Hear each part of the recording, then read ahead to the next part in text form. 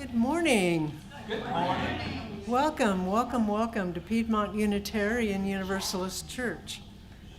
Piedmont UU sits on the traditional land of the Catawba, Keawe, and Sugary peoples. We honor them. My name is Elaine Deck, and I will be the worship assistant this morning for the Reverend Dr. Amy Rio. A few announcements for this Sunday. Game night is this Friday evening from 6 to 9 here at the University Gathering. You can bring a game and a snack to share and have time with all of us and have some fun. We are in the midst of our Generosity Pledge campaign, which our theme is Lighting the Flame for Tomorrow. You may make your pledge online or by emailing or calling the office. We will have a blessing of the animals 1 week from today at 2 p.m. here at the University Gathering on the patio. Please bring a pet with you and join us.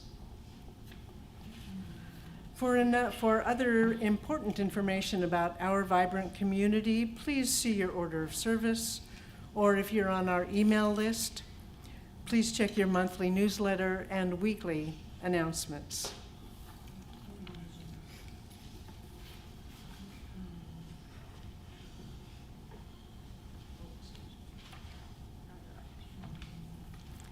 I left out the most important part. Whatever brought you to this place at this hour, we welcome you. Your presence is a gift to us. May you find something that you need, and may you leave richer in spirit than when you arrived.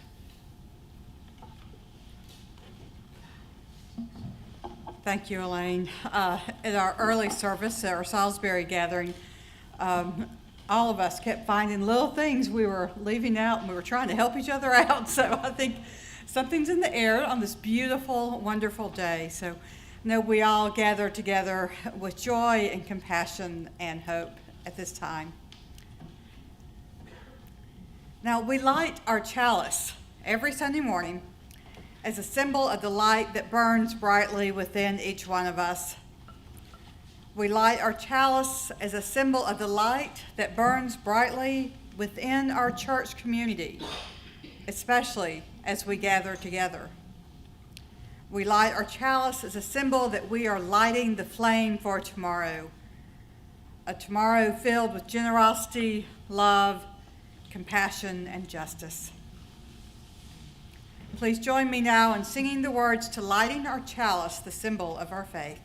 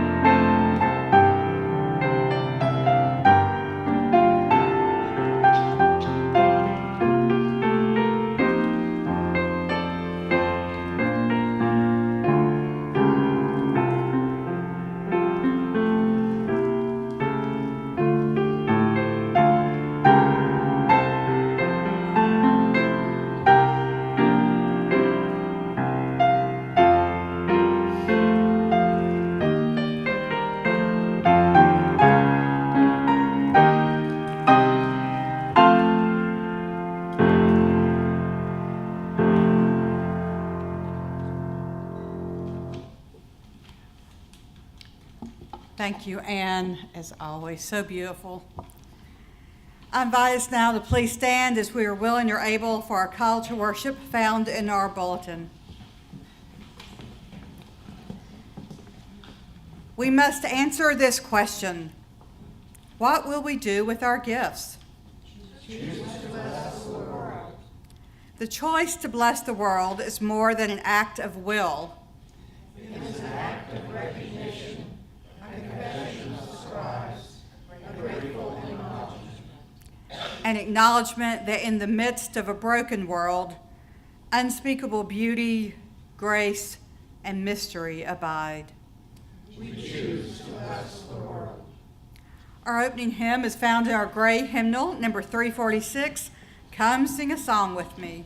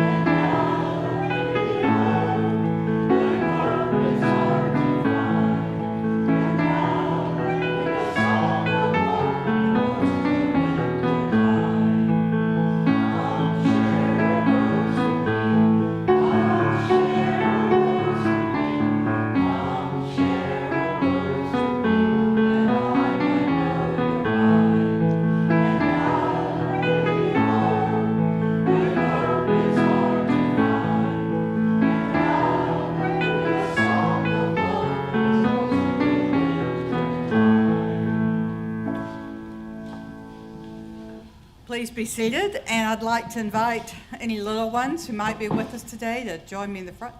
Do you think?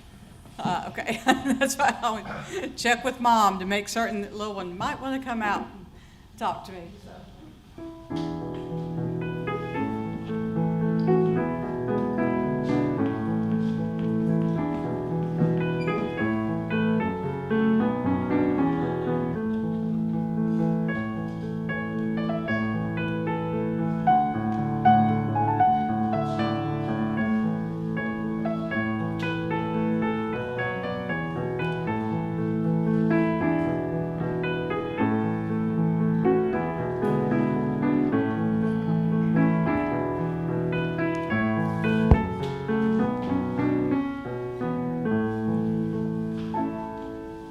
How you doing, Amanda?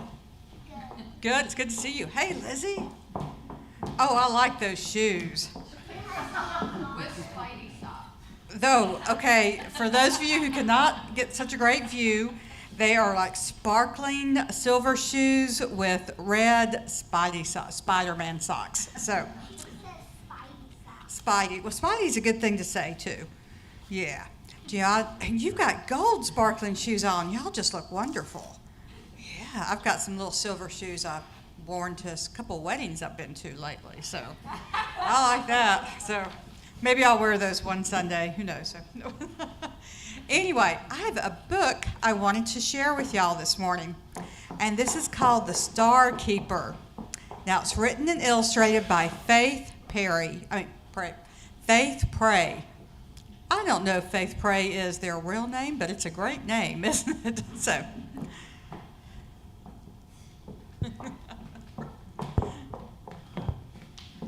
Lizzie, you want to see this book here?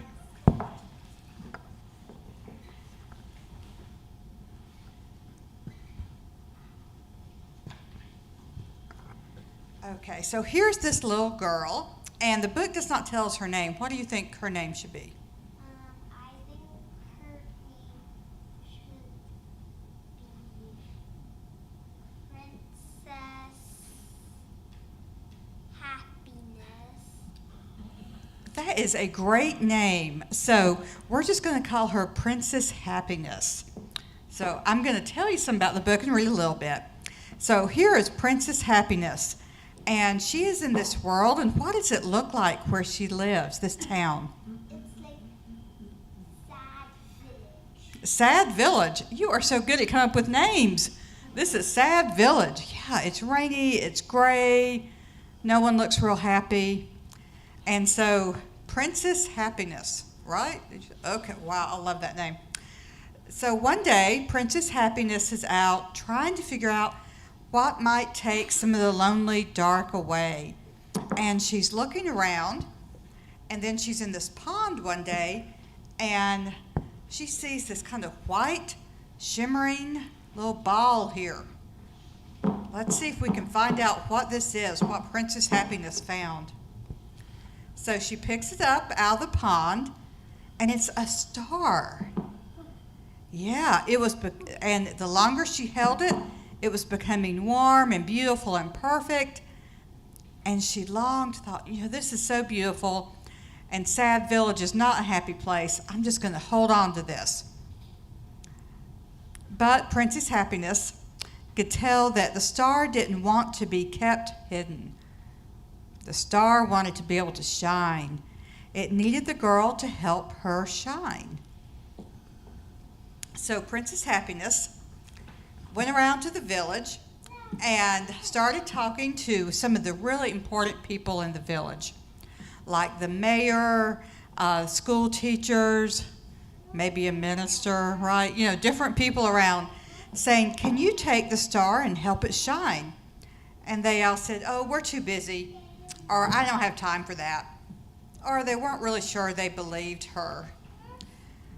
So she didn't know what to do as she kept trying to find these adults in important positions to help her. Now the girl and the star were starting to become discouraged, and they started to shiver and be a little sad. But finally, the girl took the star to the center of the village. Now everything's all gloomy, but she is here and she has an idea. She sees someone who is really sad, and the little Princess Happiness thought, "I must not be very good at taking care of stars. Perhaps I should forget my wish. Maybe someone else could try this." But then she had this thought, and here's this person who was so sad, and she thought, well, what if I take off some of this star and give it to this other person? And so she gave it to this other person who was sad, and then she went about and she saw other people who were kind of sad in Sad Village, and she started breaking off parts of the star to give to them.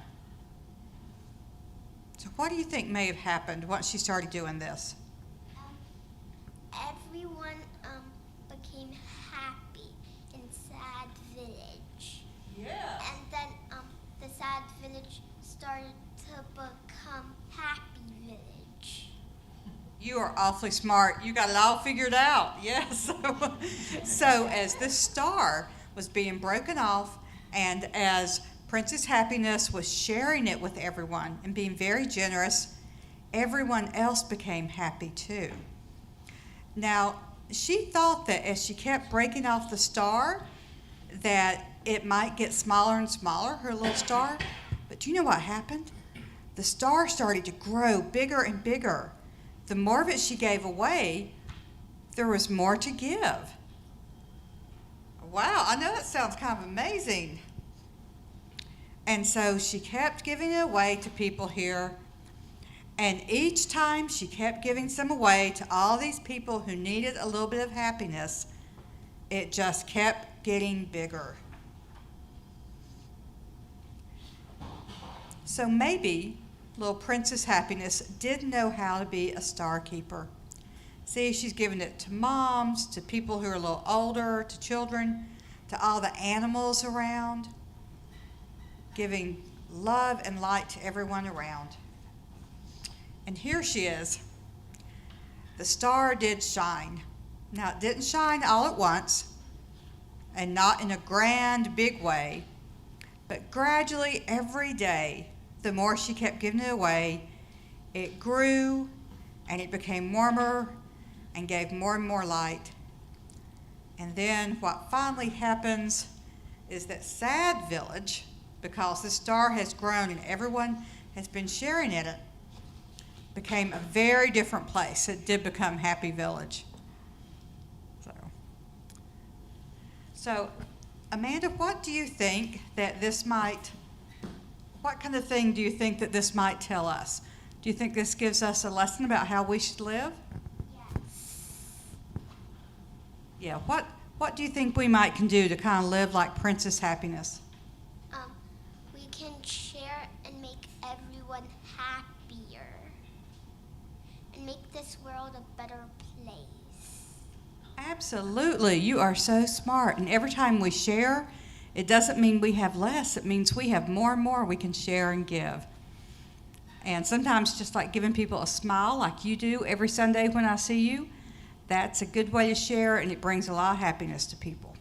So thank you so much for being with us, and I enjoyed talking with you. So I'll see you at coffee time afterwards.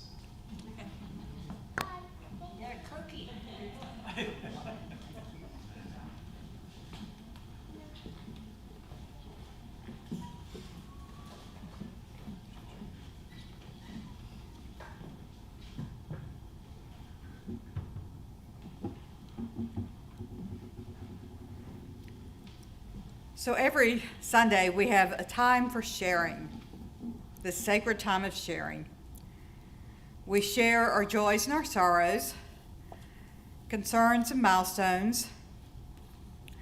We share what we need to share within our community here.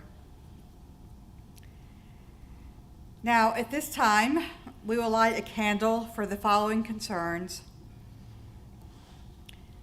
For Michelle, as she continues to recover from her fall.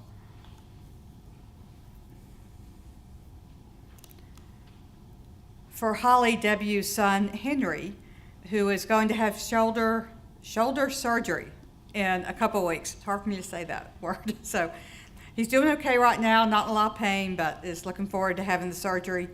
And he's young adult, so it's a lot to have to go through that at his age. We light a candle in honor of National Coming Out Day this week, and for all who have come out and all who are struggling with such a decision or action. We light a candle for our Generosity Pledge campaign, that we continue to light the flame for tomorrow. We light a candle for the ongoing struggle for civil rights in Iran, for all areas of violence around the world, especially parts of Africa, the violent conflict in Israel and Palestine, and the war in Ukraine. Now, at this time, you are welcome to come forward. You may fill out a prayer card to place on our prayer wall. You may light a candle for your own joy or concern, or place a stone in our shared water.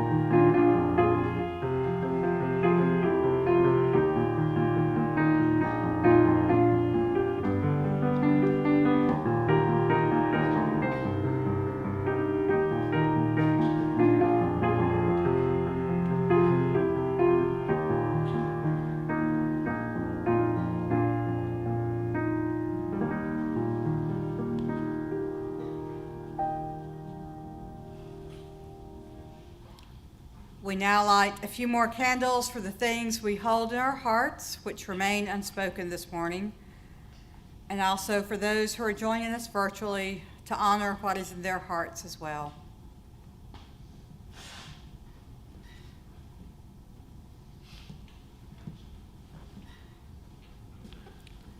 I invite us now into a time of quiet rest, or meditation, or prayer. We will follow the sound of the singing bowl into the silence. And after a period of silence, Anne will lead us with a musical meditation.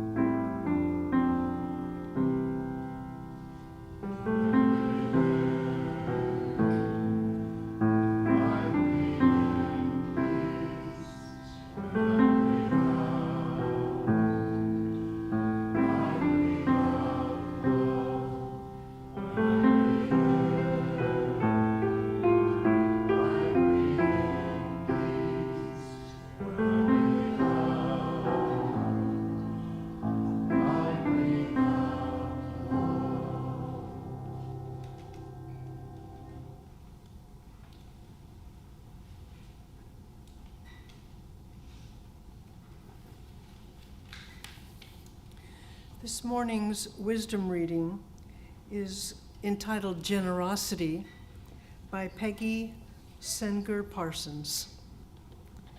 Here are some things that I have found to be true about giving.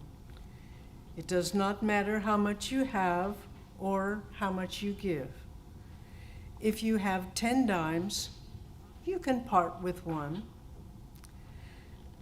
It is good for you to part with one.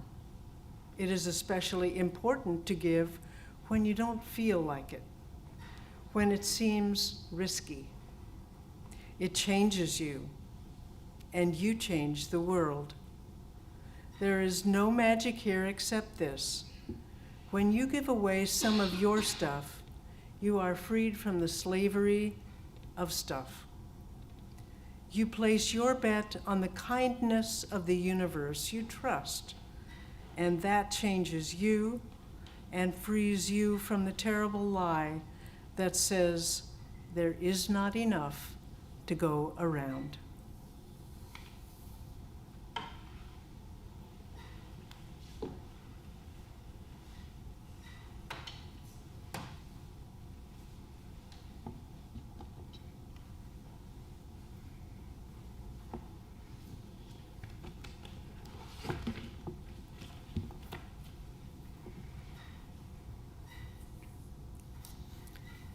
Are humans naturally generous or selfish? A number of studies have been conducted on this topic, and lots of theological works have been written about this. I've read some during all my many years of ministry.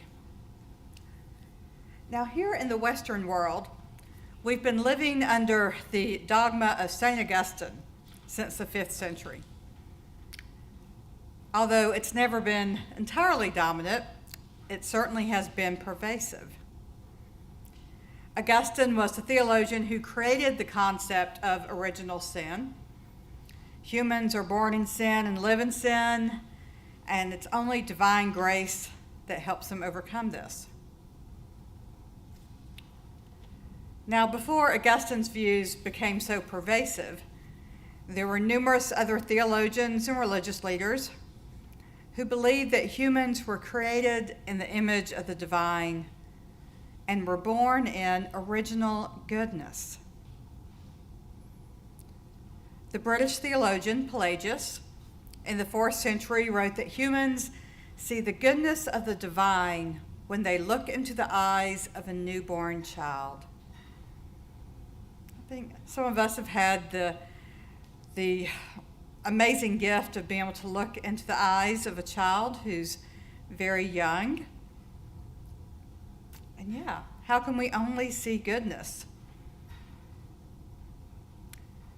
Now, Augustine believed that babies were born in sin and would only choose sin without divine intervention. Original sin or original goodness. Quite opposite views, aren't they? Now, there have been a number of theologians and spiritual leaders in the ensuing centuries since Augustine lived who actually have followed in the footsteps of Pelagius, whether they knew his name or not. Current day theologian and priest Matthew Fox coined the phrase original blessing. Original blessing. Even wrote a really wonderful book with that title. Original blessing, recognizing the inherent goodness within each person. Now, during this month, our theme is the theme of generosity. And as we explore it during our worship services and with our generosity campaign and also with our chalice circles, I think it's important to wonder, are people naturally generous? Or do they have to fight against their essential nature that leads them to selfishness? What is it that we believe? Where do we go from along our own journey from our core foundation? Now, there has been some very interesting research in recent years about brain cognition. Does it lean toward generosity or selfishness? Now, it turns out that our brains get dopamine hits when we are generous, and especially if we know the results of our generosity. Research shows that being generous actually transforms our brains for the better. Research shows that being generous actually transforms our brains for the better. Now, being generous with our time, our talents, our treasures, leads to greater happiness, better physical health, increased mental health, greater self-confidence, and even a longer lifespan. Now, the statement I made is not one of opinion or not a theological statement. It's one that science and research backs up. That when we live in a generous way, we're happier people, we have better physical, mental health, more self-confidence, and even a longer lifespan. Being generous literally transforms who we are.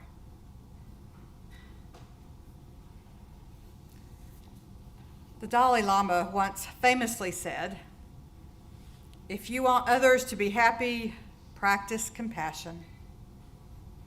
If you want to be happy, practice compassion." Now, this is true for generosity as well. If we are generous to others, yes, it enriches their lives. If we are generous to others, it also enriches our own lives. Now, occasionally we might hear naysayers claim that if someone gives and it's not done with a pure motivation, that doesn't mean as much. But the fact is that humans are complicated, aren't we? We are all very complex beings. We rarely do anything with a pure or single or simple motivation. But that does not lessen the impact of being generous. And just because we might have mixed motivations in our generosity, it does also not lessen how it transforms who we are. Now, since we are in the midst of our pledge campaign, I'll give this example. When we give money to our church, whether it's here in the present day or making our pledge for next year, we know that we do this because we support this community. We support the work of our church, and we are living out our core principles. We give to our church because we believe in our mission and in making the world a better place. Yes, we might get a tax benefit, and I'll certainly keep my giving statements for when I'm doing my taxes. Yes, it might lessen guilt we might have if we didn't give. And being a granddaughter of a Methodist minister and growing up in a church all the time, I certainly would feel guilt if I didn't give. And yes, when we give, it might make us feel a bit of pride over something that our gift makes possible. But none of those are bad things. Just because we might have multiple motivations, that does not lessen the gift. And this process, however complicated our motivations might be, still changes and transforms us for the better on so many different levels. Now, one verse in the New Testament states, "It is more blessed to give than to receive." I think most of us have probably heard that, right? I remember when I first started thinking about that as a teenager back in the 1980s, and I don't know if I read it or I probably read it because I was definitely much a nerd reading stuff all the time and reading the Bible through. And I remember thinking, well, that's just not true. That's kind of silly, right? I want to get something more than I want to give. I like giving things, but man, getting sure is a lot of fun. course, it was the 1980s, and I like to spend my free time going to the Asheville Mall, which doesn't exist anymore, by the way. And they imploded it years ago. Walk around, go into the Gap, or go shopping, and I'm really dating everything here. And or going to play Pac-Man or Space Invaders at the arcade. So getting things was definitely what felt like a lot more fun to me. However, since that time, my teenage years before my frontal lobe of my brain was fully developed, so I've lived a lot since then. There are lots of times I've had the opportunity I can give in so many different ways. My time or my talents or my treasures. There are times when I have received, and it's not always been easy for me to graciously receive. I think about in some of the early stages of being a single parent and trying just to buy those really expensive cross-country shoes that my son needed, because those go through really fast, and trying to keep all the balls in the air. My dad giving me money. I didn't want to take it, but I knew I needed it. And he wasn't just giving it for me, he was giving it for his beloved grandchildren too. It's not always easy for us to receive when we need to.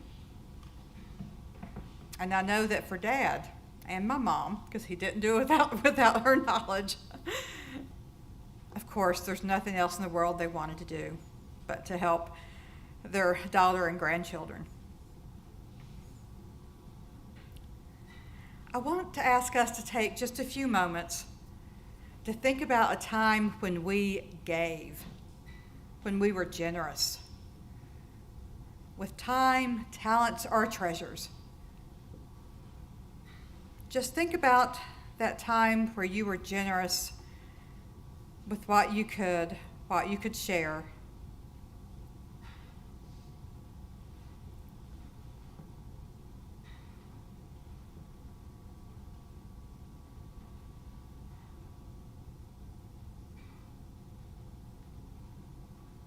And then think about how that action transformed us. It may have given us a momentary feeling of warmth. It may have helped us keep the concept of money in a more healthy perspective.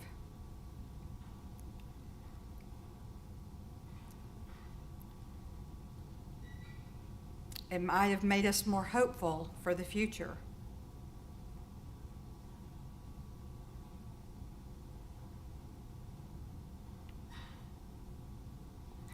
We are all generous in so many different ways. Sometimes big, flashy ways where people know what we've done, or maybe they don't know, but we know that we've made a big sacrifice in our generosity. We are so generous in a multitude of ways, which often are just small, infinite ways that no one knows about. Even if it's just giving a smile to an overworked cashier at the grocery store. That's a moment of generosity. And all the different ways that we are generous, know that we ourselves are always transformed in both the big ways and the tiny ways. We are transformed just as we are helping to transform the world into a more just and more compassionate place. May it be so. Blessed be. Amen.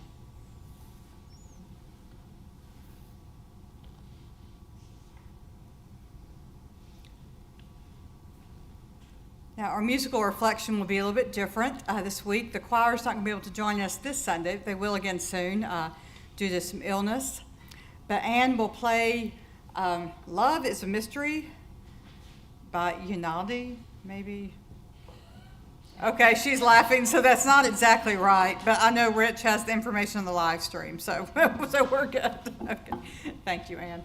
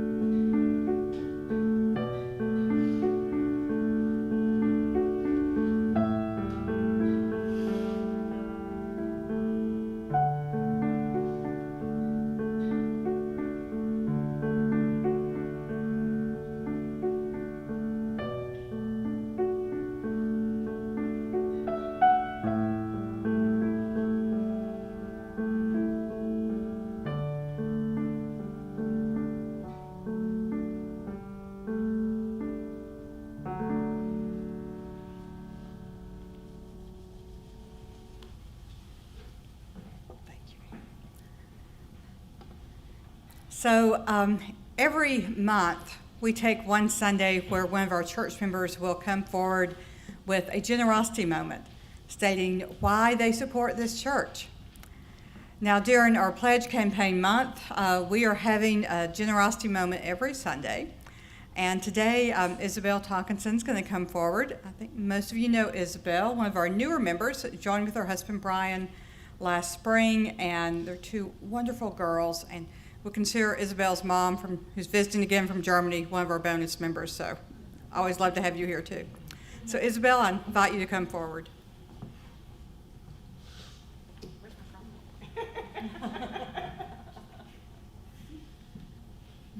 Hi. My name is Isabel.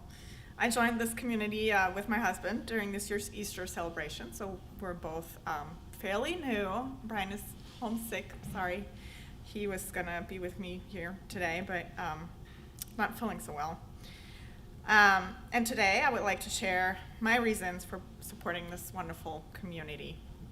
This year's Pledge campaign is themed Lighting the Flame for Tomorrow. For me, that means providing warmth in preparation of a cold spell ahead, and light in anticipation of a period of darkness. A flame also provides comfort and strength. It can protect us and nurture us. For the first time in many years, I feel like I have found a community in which I've taken roots. Not only where we live, which is pretty awesome, but also here in this group.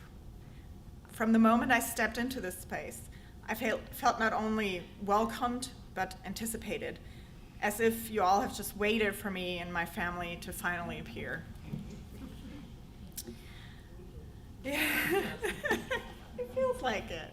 It does. Sorry, and I skipped a whole page. It's okay. Just keep going with the theme, right?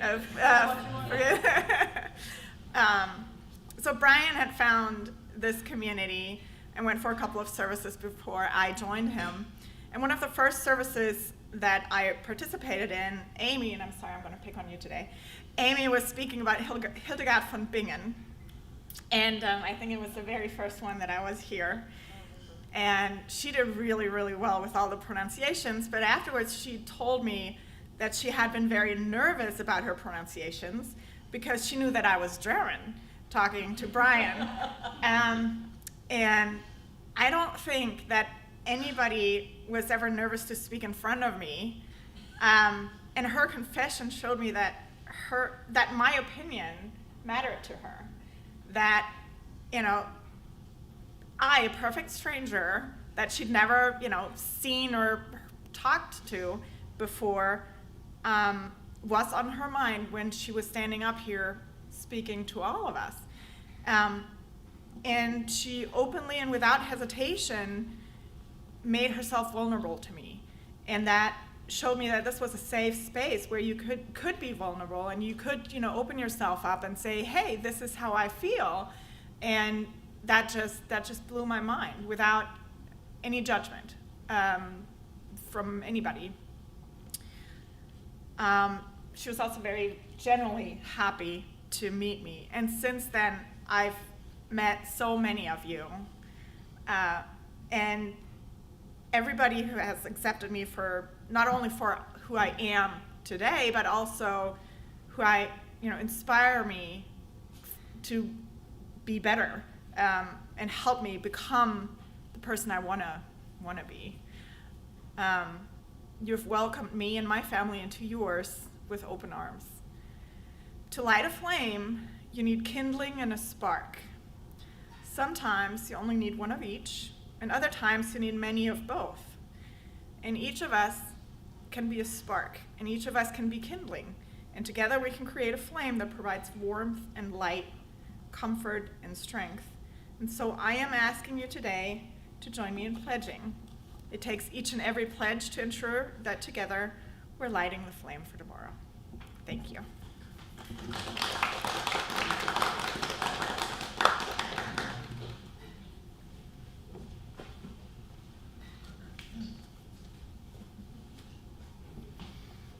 Thank you, Isabel. Let there be an offering to sustain and strengthen this place, which is sacred to so many of us. A community of memory and hope, for we now are the keepers of the dream. This month we're sharing our offering plate with the Cabrera's Pet Society. The Pet Society is a nonprofit animal rescue organization that has been working since 2002 to rescue, rehabilitate, and rehome abandoned, abused, sick, or neglected animals through their foster home system. They also educate the community on issues related to responsible pet ownership. We ask that you place your gift in the baskets as they make their way around the room, or of course you may wait and drop it in one of the baskets as you leave our space. And of course you're always welcome to give online at puuc.org, or you can text to the number PUUC 73256. And today's offering will now gratefully be received.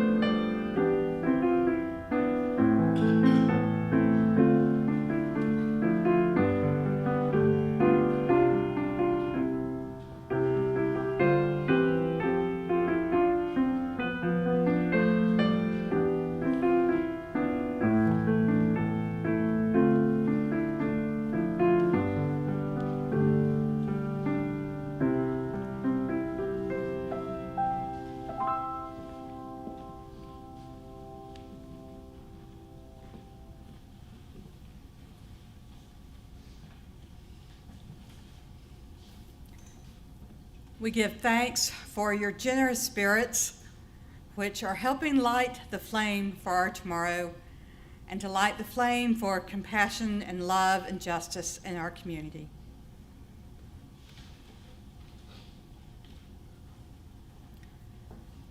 I invite you now to please stand as you are willing or able for our closing hymn in our gray hymnal, number 124, Be That Guide.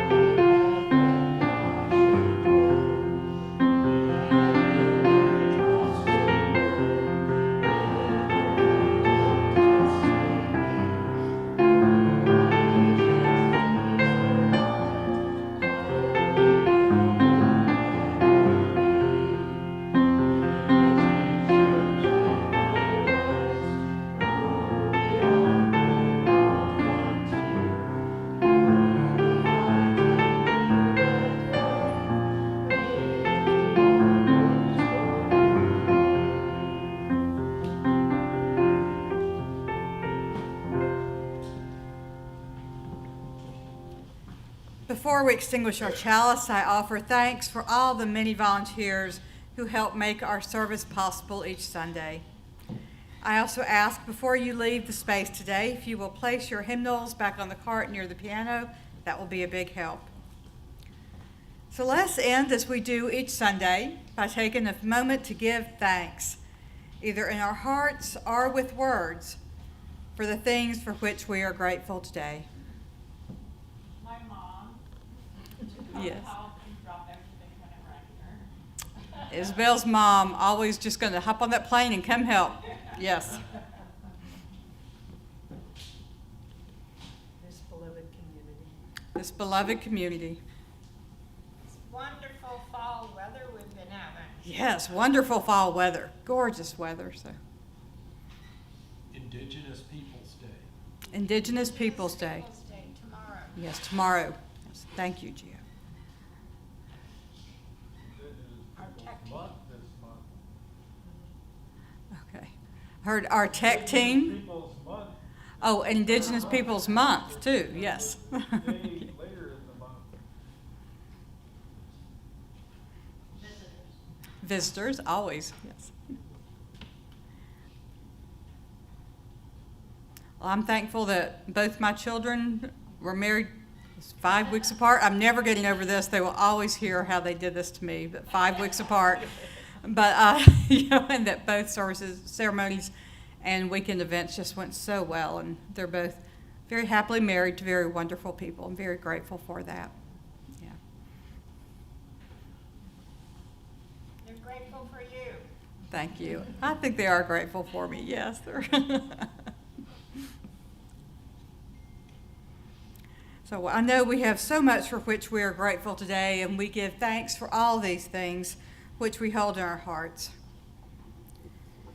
Receive now this closing blessing from Eric Williams. May you be filled with the blessings of this covenanted community. May you carry them with you as you depart from here. May you discover the places in the world where these blessings are needed. May you have the courage to share them.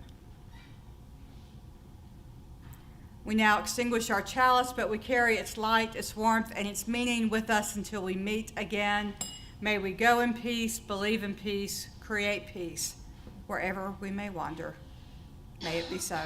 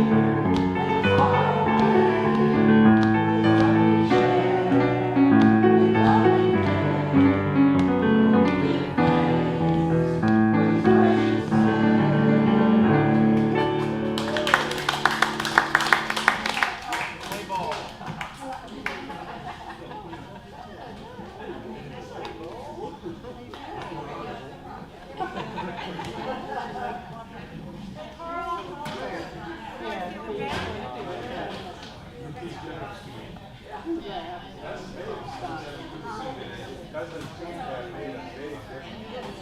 But